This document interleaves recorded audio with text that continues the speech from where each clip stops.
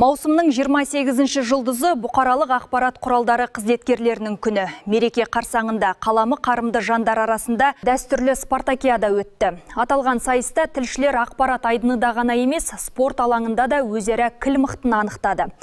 Жамбыл облысында жыл сайын бұқаралық ақпарат қызметкерлерінің қатысуымен Шерхан Мұртаза атындағы спартакиада өтеді. Биылғы жарысқа телеарна, баспасөз және медиа орталықтарынан бірнеше команда қатысты. Ұйымдастырушылар оларға сәттілік тілеп, мерекемен құттықтады.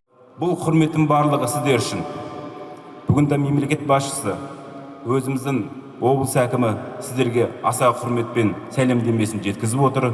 Бүгінгі атқарып отқан жұмыстарыңыз, қызметтеріңіз адал. Журналист болу оңай емес.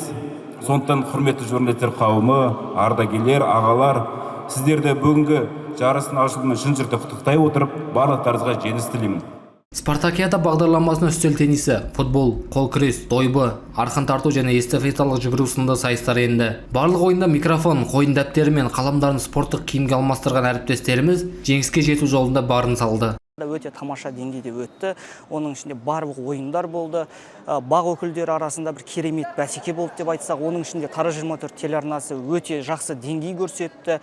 Жалпы бүгінгі ойын жылда дәстүрлі өтетін ойын, әрі қарай да жалғасын таба берсе екен дейміз.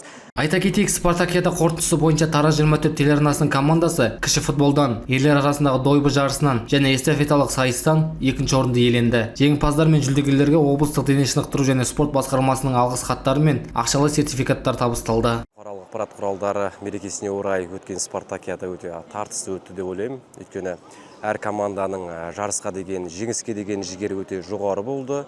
Соның бірі мынау Тараз 24 пен Жамбыл телеарнасы арасындағы полуфиналдық футболда матчта Тараз 24 телеарнасының ұжымы жеңіске жетіп, финалдық кезеңге жолдама алды. Бексет Әшірбай, Махаббат Құсайын, Мейрамбек Сағанов, Елдар Түстікбай, Қордай 24 Ньюс.